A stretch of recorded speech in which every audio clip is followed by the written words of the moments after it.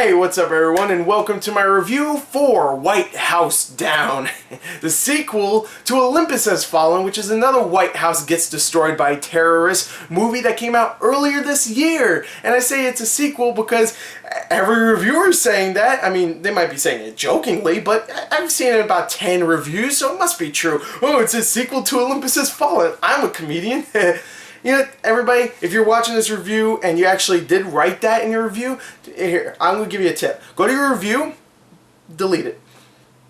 So anyway, White House Down is another White House gets attacked by terrorist movie, except this one doesn't star Gerard Butler, it stars Channing Tatum. What a great upgrade. And to be honest, I'm liking Channing Tatum way more than I'm liking Gerard Butler nowadays, so I was actually somewhat looking forward to this film. The trailer itself at first was very serious, and then the second one was just like, oh no, it's stupid, and I'm like, alright, finally, yeah, some White House stupid fun again. And I was looking forward to it. I heard some reviews, and I was like, you know what, okay, it's like 50-50. I can either like it, or I can either hate it, and I'm usually much more lenient on film, so I'll probably really like it. So, what did I think of White House Down? Let's talk about the story. Alright, so the story for White House Down follows Channing Tatum's character, John Cale, who wants to really be a part of the Secret Service. So he goes to the White House, tries to get in, and of course Maggie Gyllenhaal's character says, you can't, I don't like your resume here, blah blah blah, whatever. I know you're from the past, and I know you're reckless abandon, all that stuff, so get out of my office. And of course he's all upset, but he also brought his daughter with him, played by Joey King, and they had, you know, they want to do some, you know, father-daughter bonding, so they go around the White House and whatnot, you know, exploring everything. Of course, Jamie Foxx is the president, James Sawyer, and he's the black president, whatever. And out of nowhere, boom, boom, boom, boom, boom, the White House gets attacked by terrorists, things blowing up, people dying left and right, boom, boom, boom. Oh, friggin' nukes flying around and stuff, Superman's catching them. It's just a pandemonium. Alright, there's no Superman, but there's nukes and explosions and whatnot, car chases, rocket launchers, everything. That's the story. John Cale has to go and save the president, and of course save his daughter because she ran off when everything started to go to shit. So there you go. There's the story. Doesn't freaking matter. Doesn't matter that I explained the story terribly. It doesn't matter. It doesn't matter because this story is stupid. And thank God, because everybody's saying, oh my God, this is so predictable.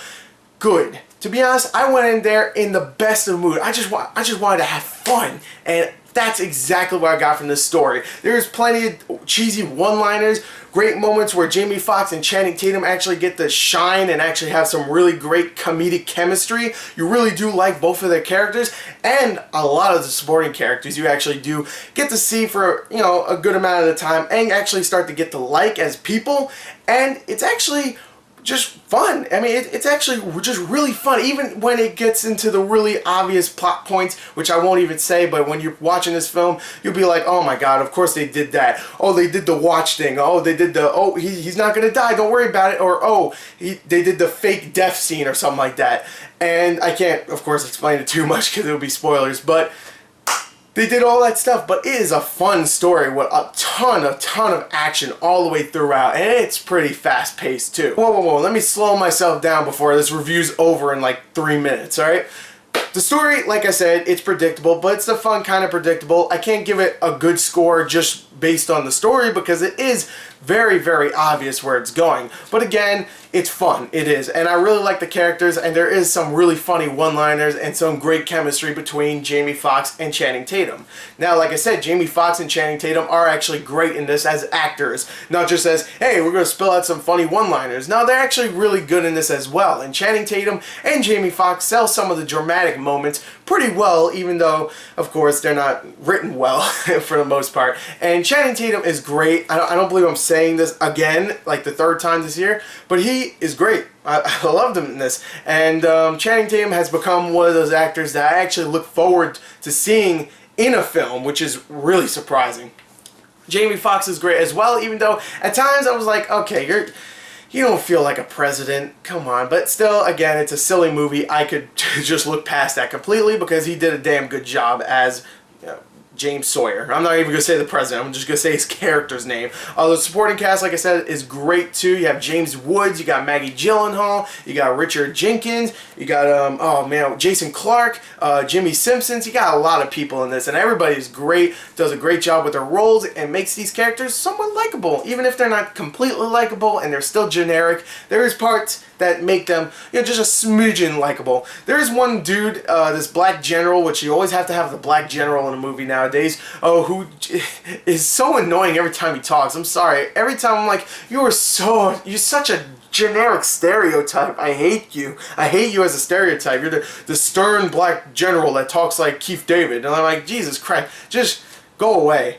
Just go away. I hate that stereotype. But besides that, the acting is great, the characters are really likable, it's very funny at times, and the story is a lot of fun. And like I said, the action here is actually a lot of fun too. The movie's like 2 hours and 15 minutes long, and there's no real moment where I was like, okay, this is really just getting boring, because they mix the action with all the dramatic and the comedic moments very nicely. Hell, most of the comedic moments are during the action, because Jamie Foxx and Channing Tatum, they're completely different characters. I mean, one's a president, never really had well, maybe a fist fight, I don't know, but he hasn't been in the army and stuff. And of course, Channing Tatum is that character. He's that badass, diehard John McClane, and it's great to see that chemistry.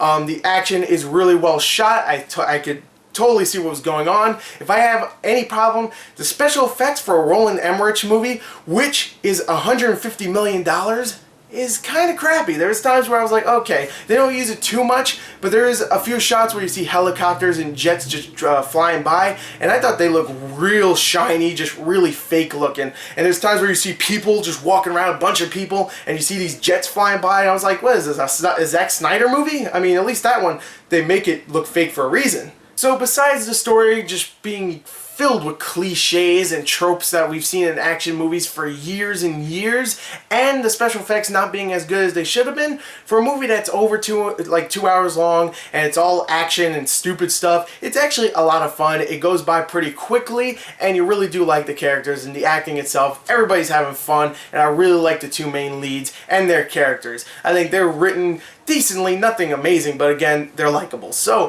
what did I think of White House Down? I thought it was really good. It was fun. I liked it. I don't care. It's a B movie? Sure, I don't care. It's fun. It's fun. So I'm going to give it a 33 out of a 40. There you go. There's my review for White House Down. Thank you, and goodbye.